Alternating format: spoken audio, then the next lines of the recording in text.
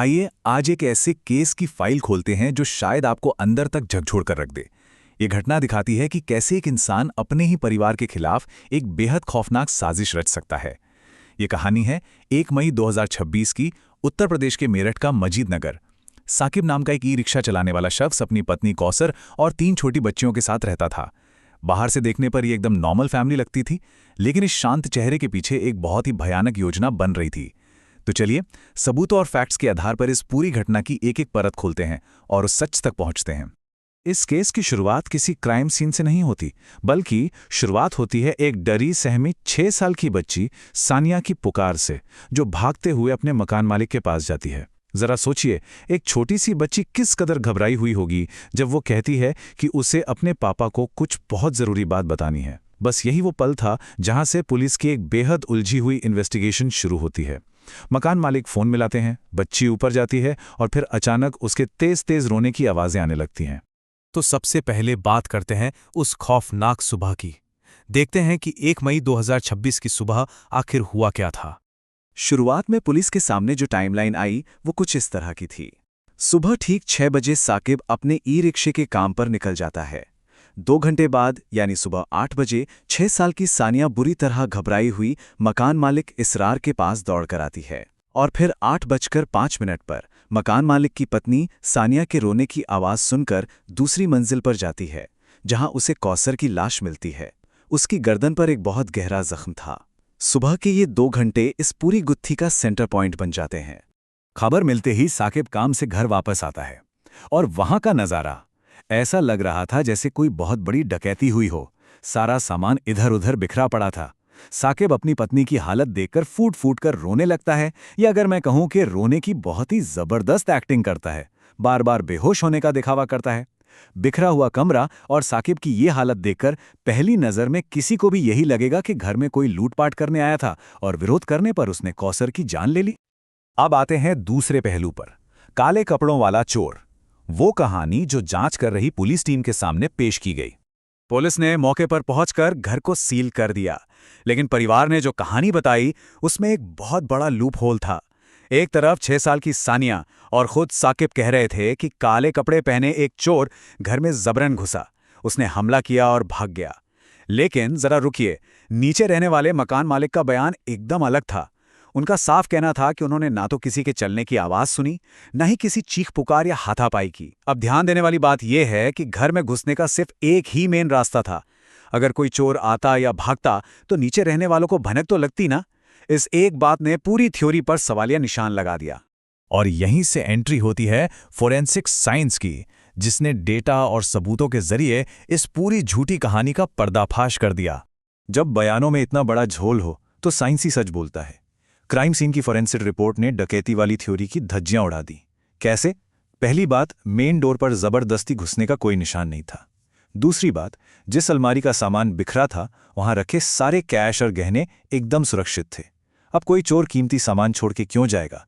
और सबसे बड़ी बात, पोस्टमार्टम से पता चला कि कौसर के हाथों पर बचाव का कोई निशान यानी कोई डिफेंसिव वुंड नहीं था। मतलब साफ है, हमलावर ने तब वार किया जब वो गहरी नींद में थी। उसे खुद को बचाने का जरा सा भी मौका नहीं मिला। पोस्टमार्टम रिपोर्ट से एक ऐसा डेटा सामने आया जिसने पूरे केस को ही पलट कर रख दिया। मौत का समय, हत्या का अनुमानित समय सुबह 6 बजे से लेकर 6:30 बजे के बीच का था। अब जरा इन दो बातों को एक साथ रखकर देखते हैं।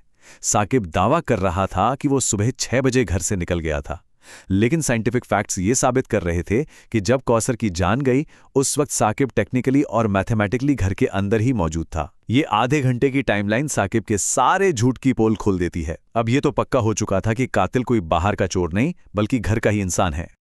और अब बात करते हैं इस केस के सबसे नाजुक मोड़ की, जब उस छोटी सी बाल गवाह ने एक बहुत बड़ी मनोवैज्ञानिक बाधा को तोड़ते हुए सच बताया। पुलिस समझ चुकी थी कि डकैती की कहानी बिल्कुल बकवास है और उन्हें यह भी पता था कि घर में मौजूद वो 6 साल की बच्ची ही असली सच जानती है। लेकिन वो अपने पिता की डरावनी नजरों से इतनी खौफजदा थी कि एक लफ्ज नहीं बोल पा रही थी। तो यहां पुलिस ने एक बहुत ही शानदार और साइकोलॉजिकल तरीका अपनाया। सबसे पहले एक बहाना बनाकर साकिब को बच्ची से दूर किया गया। फिर एक महिला कांस्टेबल को बिना पुलिस यूनिफॉर्म के यानी सादी वर्दी में बच्ची के पास भेजा गया। उन्होंने बच्ची को बिस्किट दिए, पानी पिलाया और बड़े प्यार से समझाया कि वो पूरी तरह से सेफ है और कोई उसे नुकसान नहीं पहुंचा सकता। जब उस बच्ची को सच में लगा कि अब वो सुरक्षित है तो वो फूट फूट कर रोने लगी। और फिर उसने जो बताया वो रोंगटे खड़े कर देने वाला था। उसने बताया कि वो काले कपड़े वाला चोर कोई और नहीं बल्कि उसके खुद के पिता साकिब थे। साकिब ने घर में रखे एक मामूली से पेपर कटर से अपनी पत्नी की जान ली थी और हद तो तब हो गई जब उसने अपनी ही 6 साल की बच्ची को ये धमकी दी कि अगर उसने किसी को सच बताया तो वो उसे और उसकी दोनों बहनों को भी मार डालेगा। उसी ने अपनी बेटी को ये चोर वाली कहानी रटवाई थी। इस खुलासे के बाद हम पहुंचते हैं आखिरी हिस्से पर, असली मकसद का खुलासा। आखिर इस पूरी साजिश के पीछे वजह क्या थी? बच्ची के बयान और पुलिस की सख्ती के बाद साकिब टूट गया और उसने अपना जुर्म कबूल कर लिया। लेकिन एक पति अपने ही परिवार को इस तरह क्यों उजाड़ना चाहेगा? इसकी वजह थी एक दूसरी औरत। साकिब का अफेयर चल रहा था और वो उससे शादी करना चाहता था। इसके पीछे एक बड़ी वजह यह भी थी कि उसे एक बेटा चाहिए था। उसे लगता था कि 3 बेटियों को जन्म देने वाली कौसर उसे बेटा नहीं दे पाएगी। जब कौसर को अफेयर का पता चला तो उसने इसका जबरदस्त विरोध किया। लेकिन इस पूरे केस में जो चीज सच में दिमाग सुन्न कर देती है वो है एक रिहर्सल। जी हाँ, असल घटना से ठीक 15 दिन पहले साकिब ने कौसर के घरवालों को फोन करके ये झूठी खबर दी थी कि कौसर छत से गिर गई है। वो बस ये देखना चाहता था कि इस तरह की खबर सुनकर ससुराल वालों का रिएक्शन कैसा होता है। मतलब ये कोई अचानक गुस्से में हुआ क्राइम नहीं था, बल्कि एक प्रॉपर प्री प्लान्ड मर्डर था। तो क्या समझ आता है हमें इस पूरे केस से? कैसे एक बहुत ही शातिर तरीके से रची गई परफेक्ट क्राइम की साजिश एक छोटी सी टाइमिंग की चूक और एक बच्चे के दिमाग पर डाले गए दबाव के आगे टूट जाती है। साकिब ने अपनी तरफ से हर एक चीज सेट की थी, सामान बिखेरना, रोने की एक्टिंग करना, अपनी ही बेटी को मोहरा बनाना। लेकिन फॉरेंसिक साइंस के अचूक फैक्ट्स और एक मासूम के अंदर छिपे सच ने उसकी सारी प्लानिंग पर पानी फेर दिया। ये केस साबित करता है कि आप कितनी भी चालाकी से झूठ का जाल बुन लें, सच किसी न किसी दरार से बाहर आ ही जाता है।